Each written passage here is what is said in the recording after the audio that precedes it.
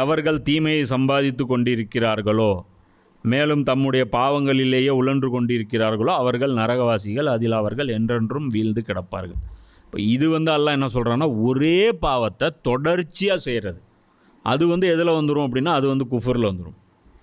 நீ என்னைய சொல்லிகிட்டே இருக்கிறது, நான் அதே ரைட்டு, நான் ரிப்பீட்டடாக செஞ்சிட்டே இருப்பேன். பாவம்னா என்ன தெரியுமா, ஒரு முஸ்லீம் அவனை மீறி அதில் விழுந்துருவான். புரியுதா? சுட்டி காட்டப்பட்ட அவன் ஒத்துக்குவான். அல்லாட்ட போய் ஒரு பாவம் செஞ்சானா போய் தௌபா கேட்பான். அந்த கான்ஷியஸே இல்லாமல் தொடர்ச்சியாக ஒரு பாவம் செஞ்சுக்கிட்டே இருக்கான் அப்படின்னா அவன் குஃபரில் போகிறான்னு அர்த்தம்.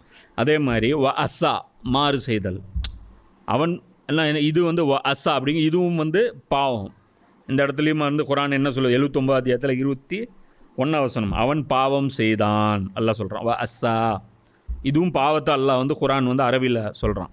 இன்னொரு இடத்துல 4வது அத்தியாயத்தில் 111 வசனத்தை சொல்கிறான், பாவம் செய்பவர் தமக்கு எதிராகவே அதை செய்கிறார். இந்த இடத்துல அல்லாஹ் என்ன சொல்கிறான், இஸ்மன், அலீஃபு சே மீம், அலீஃபு இஸ்ஸு, அது அலீஃபு சீன் மீம் வந்தால் இஸ்முன்னா பேருன்னு அர்த்தம், அலீஃப் சே மீம். அப்போ இந்த இடத்துல என்ன சொல்கிறான், இதுவும் சொல்கிறான், இதுவும் பாவம் தான் சொல்கிறான். அப்போ குர்ஆன் நம்ம தமிழில் படிக்கிறதுனால எல்லா ஆயத்தையும் பாவம் பாவம் பாவம்ட்டு போயிட்டு எல்லாம் பாவங்களை மன்னிப்பவன்.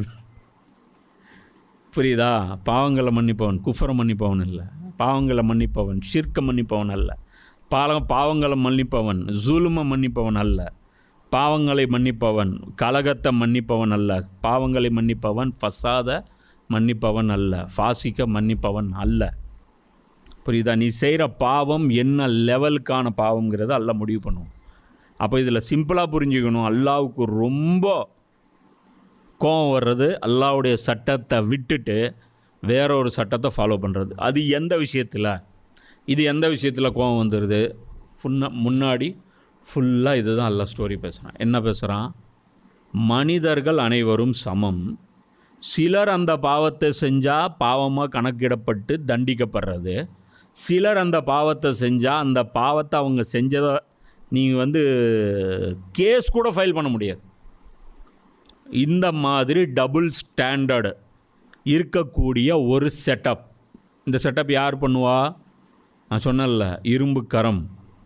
அந்த இரும்பு கரம் தான் பண்ணும். அது தப்பாக தான் அவன் ஏற்ற போகிறான்னு தெரிஞ்சு ஒருத்தனை நீ ஆதரிச்ச அப்படின்னா அவன் செய்கிற குற்றத்துக்கு நீ பார்.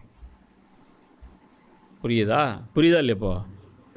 அப்போ எதில் நீங்கள் கூட்டு எப்படி ஆகுறீங்க அப்படின்னு பாருங்கள். ஸோ என்ன பண்ணணும், அப்போ இந்தியாவில் என்ன பண்ணணும் அதுவும் சொல்லுவோம். புரியுதா? அதுவும் இருக்குது.